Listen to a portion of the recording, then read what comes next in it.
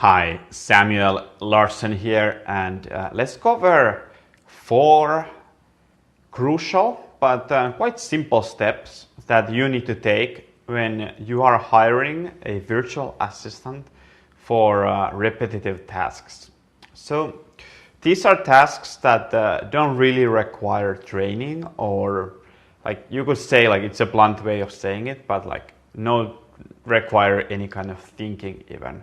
So the idea here is that you can take these tasks that are not very high value adding and have somebody else do them for a very little amount of money. So the idea is to hire a VA so that your business can be more automated in a way that you're able to take holidays from these tasks that are pretty straightforward. And when you're running your e-commerce store, at least most of the tasks are pretty straightforward and simple. Anybody could pretty much do them, but they still need to be done.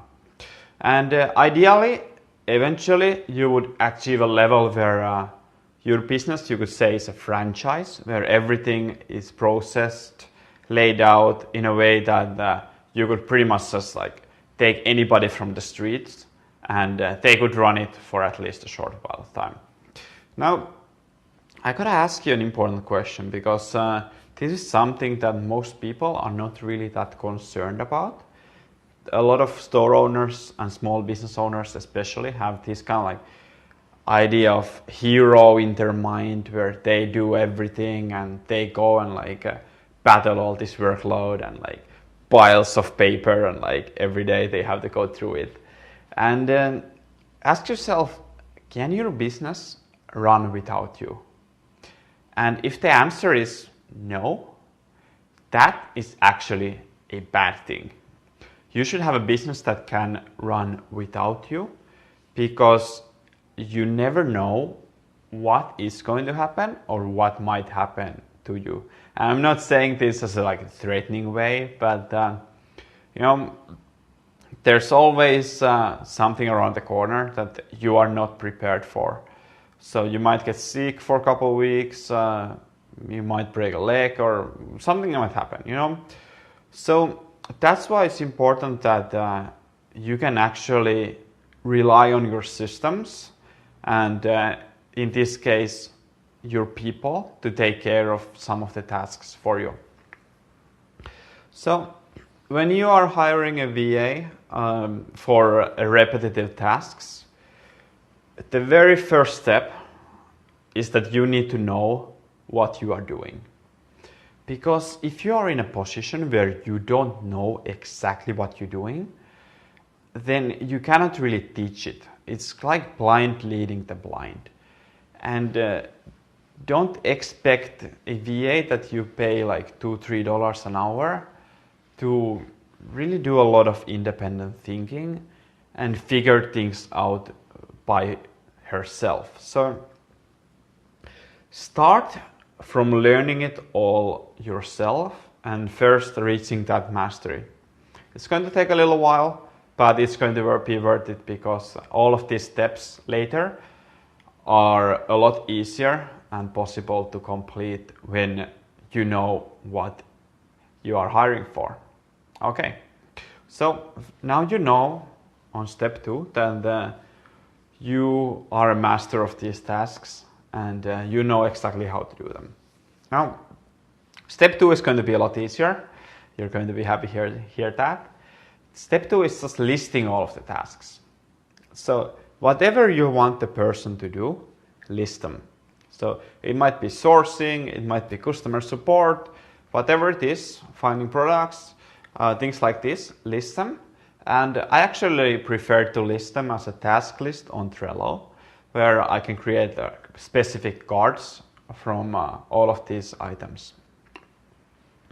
But then it doesn't really matter what platform you use, as long as you do like a job that is thorough and is very usable later. Okay, so now you've listed all of the tasks. Now you get to combine step number 1 with step number 2. And since you are a master of these tasks, you know how to complete them, and you know the step-by-step procedures to complete these tasks. So you want to make everything into a process. And the way you do this is you can use tools like draw.io, go to their website and check it out, or you can create guides for everything. So either you use a simple text document, Word document, and just go like 1, 2, 3, 4, 5 and go step by step very thoroughly, or you create like a video of screen share you doing these things. I prefer the documents because although they initially take more time, they are very much editable later on. So you want to change step 27 or something, then you just go there and do it rather than making a whole new video. One thing here with making everything into a process, please don't expect your virtual assistants to be superstars right off the bat.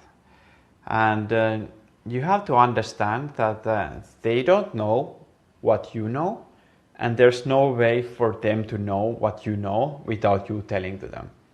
So even though some things might appear really obvious to you, there is this gap that they are completely on the other side, and you cannot expect them to pick it up really fast.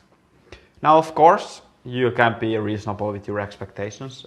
Don't give them forever either, but make sure that you have a little bit of empathy, especially in the beginning, on how to really learn this. Okay, so that's step number 3, making everything into a process. Now it's time to go ahead with the hire, and once you have done that, it really comes down to just keeping track of the performance. So that's the step number 4, is you want to measure and you want to have those goals that the VA needs to reach. So let's say if it's repetitive tasks, you want some kind of a measuring stick, and you want that VA to try to over deliver every single day, and shoot for a target. And if you are running more tasks, it will be very much harder to really measure this performance, but you will get an intuitive idea of that. And the great thing if you're running multiple tasks is that you can have software that actually records this VA screen while he's working. So you get real-time updates on what he's doing, what he's working on, how much, even his activity levels, how much he's using keyboard and mouse.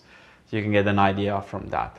So there's ways to get screenshots. You can use Hubstaff, and they can have this little app installed into their computer which takes screenshots of their working day, and that also tracks time, so you can pay them through that. Or you can use a platform called Upwork, which is also a place where you can find these VAs. They take a little bit of commission, but it's totally worth it because it eliminates a lot of the reporting and gets you to the same page with the tasks. So that's it really. Use these steps and make good use of them, and if you don't, you are going to fail, I guarantee that. But if you do, you will find that hiring a VA can actually be one of the best decisions of your business career, because it will take so much of the stress of the mind-numbing tasks away from your desk into a VA's desk who is happy to do them, because you're providing to their family and helping them out also. So that's it.